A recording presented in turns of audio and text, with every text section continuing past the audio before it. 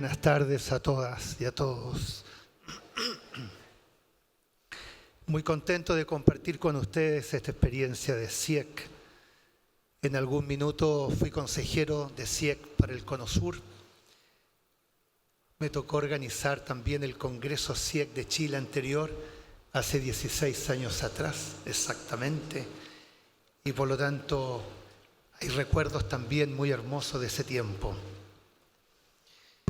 Liderazgo en la Escuela Católica, desafíos de la enseñanza de Francisco. Nos convocamos en este tradicional congreso. Lo hacemos en medio de una convulsión política, social y económica de proporciones, que desde hace meses impacta fuertemente a varias naciones de nuestro continente, incluido Chile. Los acontecimientos vividos son de la mayor gravedad y motivo de gran preocupación, tanto por sus causas como por su desarrollo y sus efectos.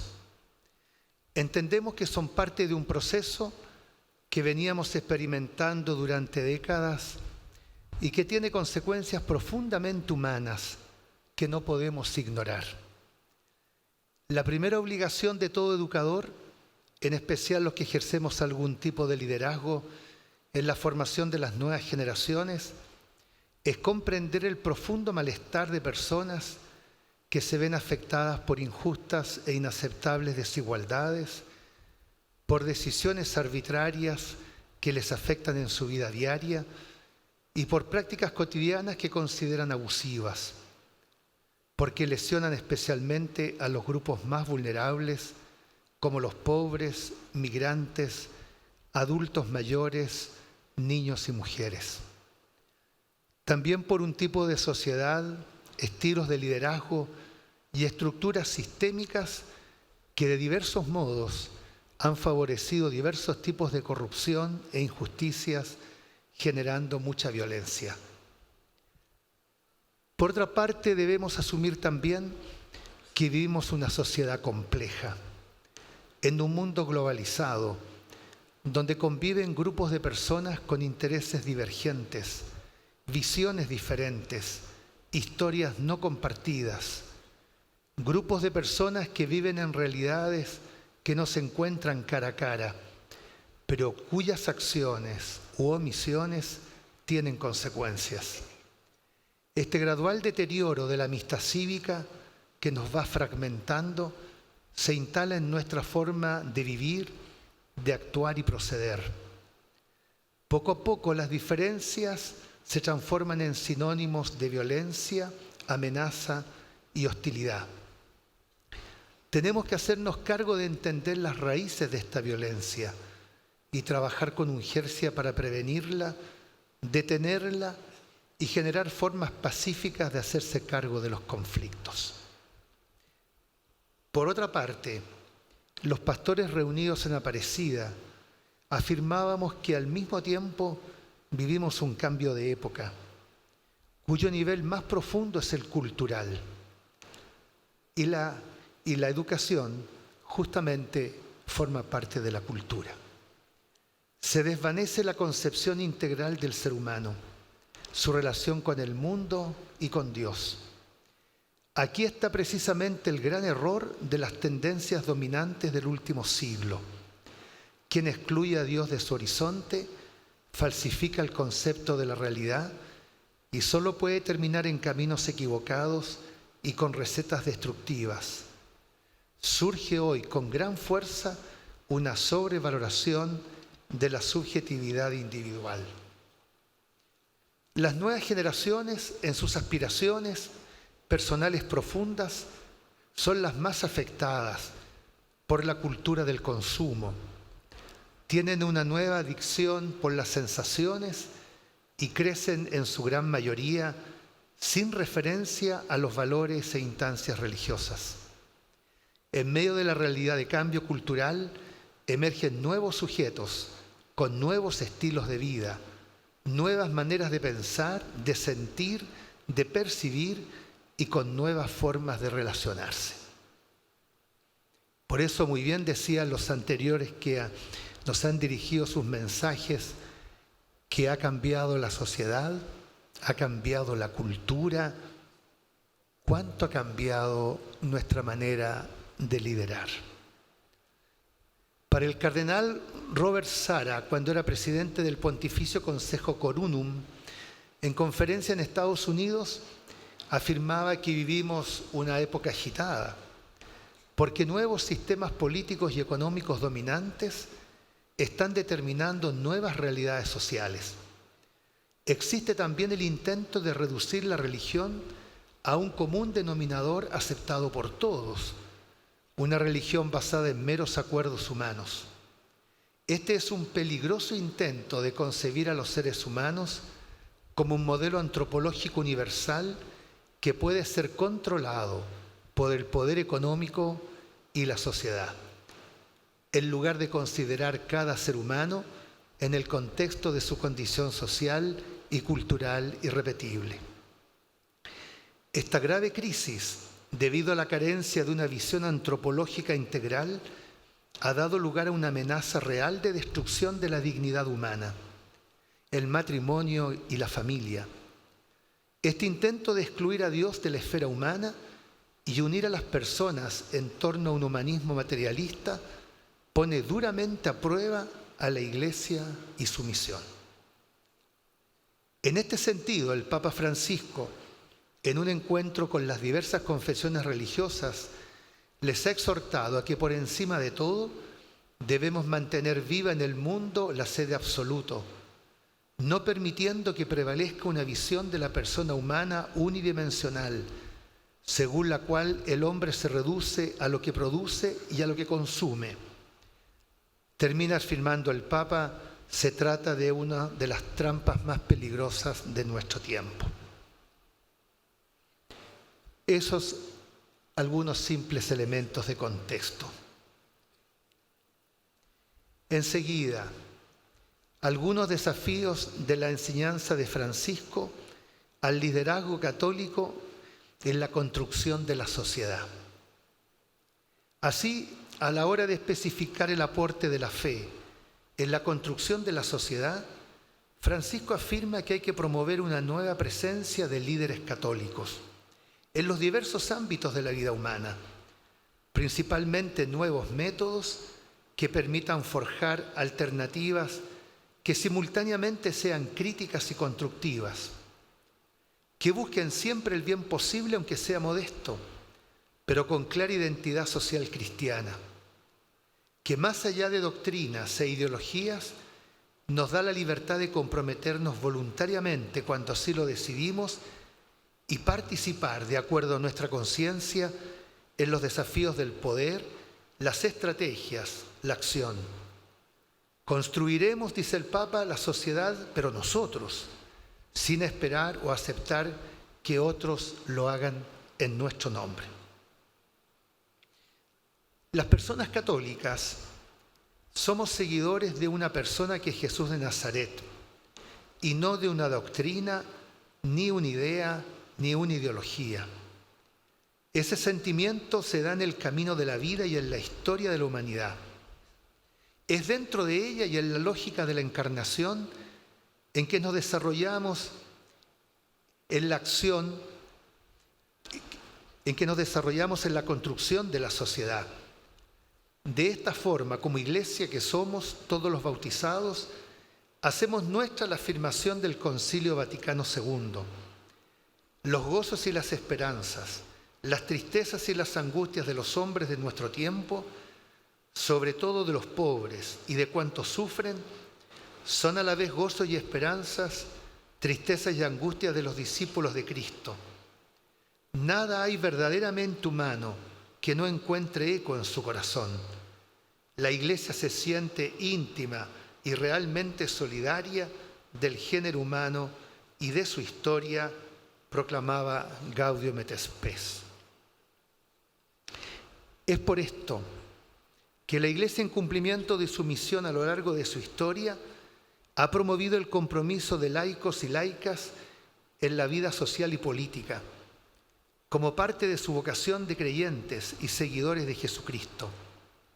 A ello los exhorta a concretizar su liderazgo, aportando a este diálogo la riqueza de los valores y principios de su enseñanza social que brotan desde el Evangelio, como son la dignidad humana, el bien común, la justicia social, la solidaridad y subsidiariedad del Estado, el destino universal de los bienes y su concepción de desarrollo humano integral en que la economía está al servicio de las personas. Justamente de la dignidad, unidad e igualdad de todas las personas deriva en primer lugar el principio del bien común, al que debe referirse todo aspecto de la vida social para encontrar sentido de plenitud.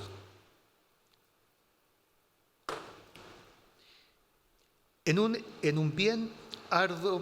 un bien arduo de alcanzar, porque exige la capacidad y la búsqueda constante del bien de los demás como si fuese el propio.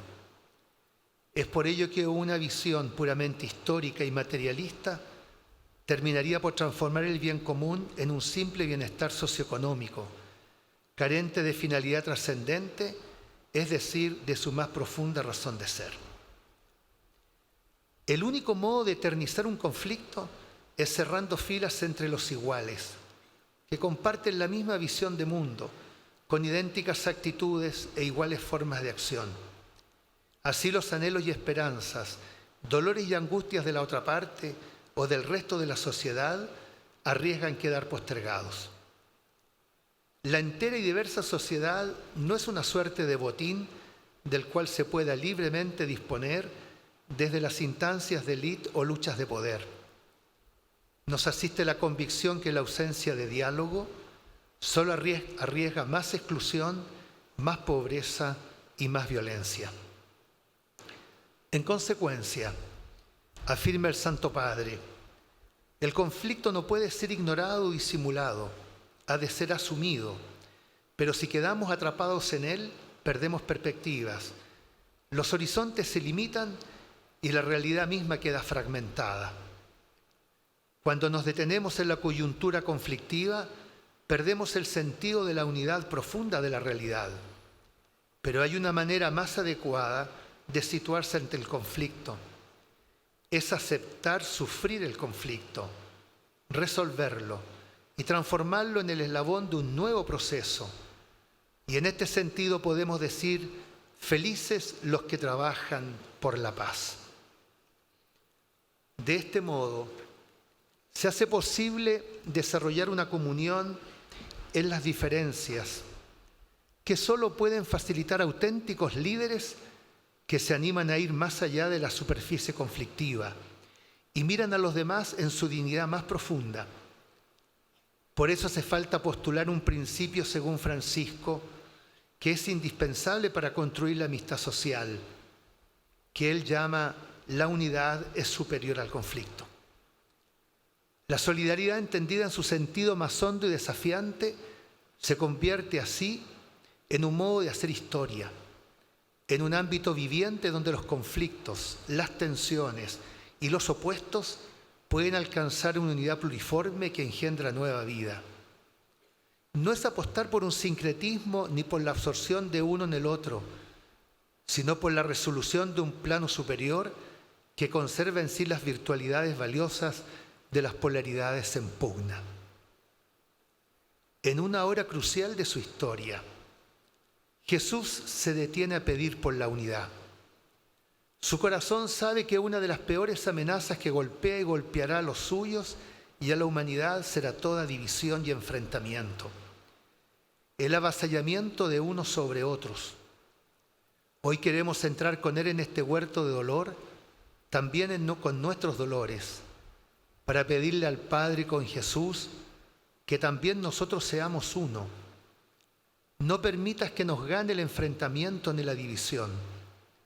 Esta unidad es el don que Dios nos quiere regalar para ser auténticos líderes protagonistas de la historia.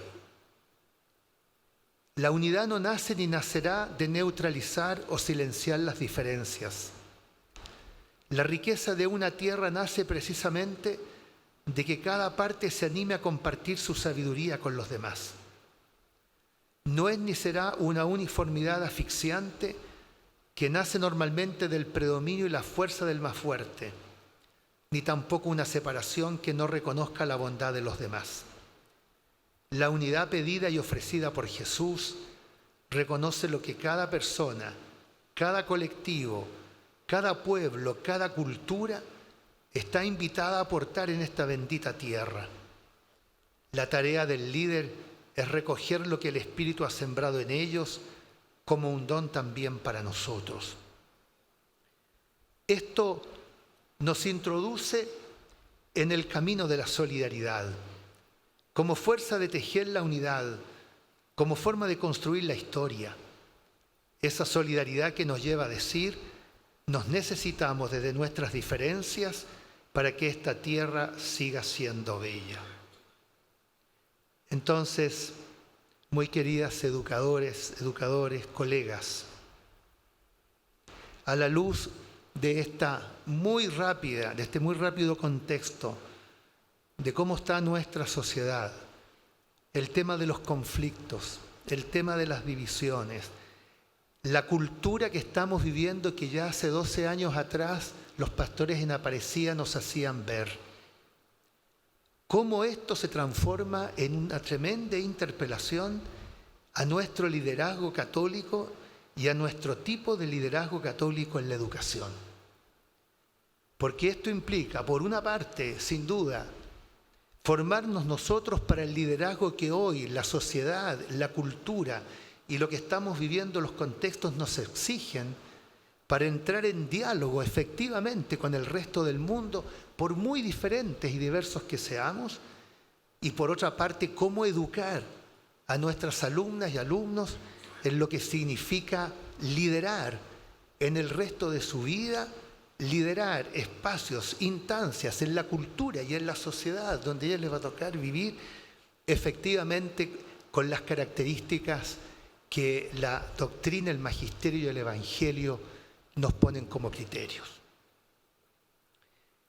Entonces, la ruptura entre evangelio y cultura es sin duda alguna el drama de nuestro tiempo, como lo fue también en otras épocas.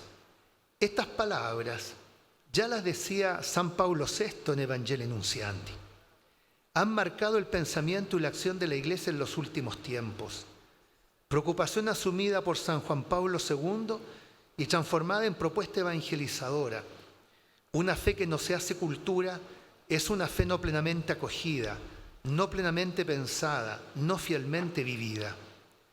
Desde estas perspectivas, la evangelización de la cultura o las culturas se ha convertido en uno de los grandes desafíos de la Iglesia contemporánea, en modo particular en el desafío de la formación que tenemos de las nuevas generaciones. Francisco, por su parte, afirma que el proceso de secularización que vivimos tiende a reducir la fe y la Iglesia al ámbito de lo privado y de lo íntimo.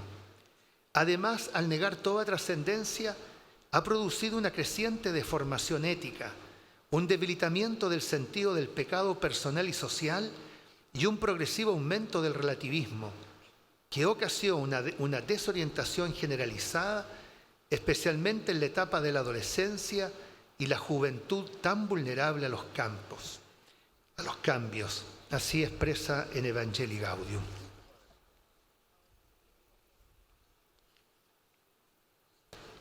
Termino. Voy a demorar menos que la instalación de la orquesta.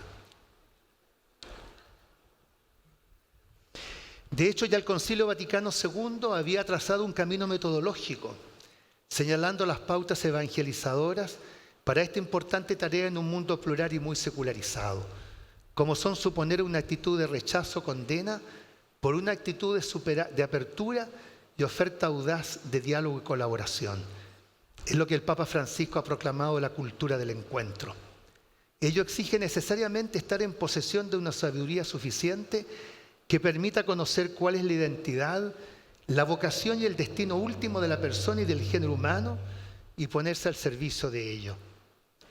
Por eso el Papa siempre rechazó las dialécticas que enfrentan y su ideal es el poliedro, que tiene muchas facetas, muchísimos lados, pero todo formando una unidad cargada de matices.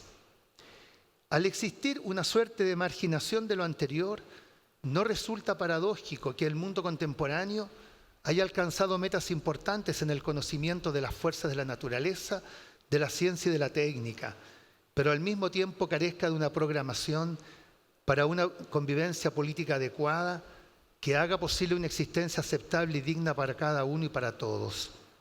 Requiere de educadores católicos capaces de liderar diálogos con la cultura acerca de estas cuestiones como la convivencia social, el bien común, el diálogo, basados en la amistad cívica y en el pleno respeto de la vida y la dignidad de los derechos de cada persona.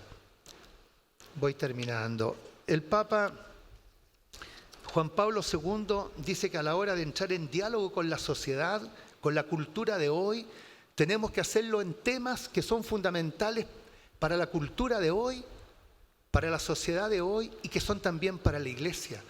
Porque nos unimos, entramos en diálogo y nos iluminamos mutuamente, justamente en temas que son de interés común, y la educación es uno de ellos.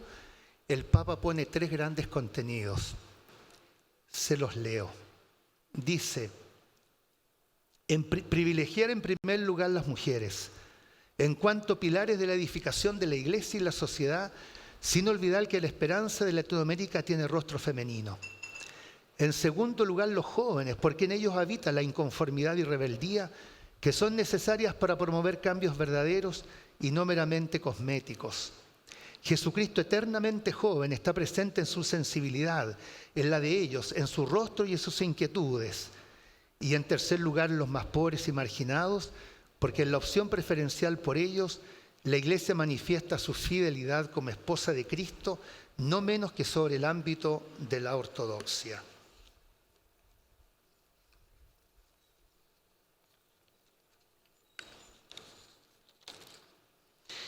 Es por ello el esfuerzo para conjugar razón y fe, si llega a ser el alma de cada una de las disciplinas, las unifica, articula y coordina, haciendo emerger en el interior mismo del saber escolar la visión cristiana del mundo y de la vida, de la cultura y de la historia, lo cual significa que no se concibe que se pueda anunciar el Evangelio sin que éste ilumine, infunda aliento y esperanza e inspire soluciones adecuadas a los problemas de la existencia de los hombres, ni tampoco que pueda pensarse en una verdadera promoción del hombre sin abrirlo a Dios y anunciarle a Jesucristo.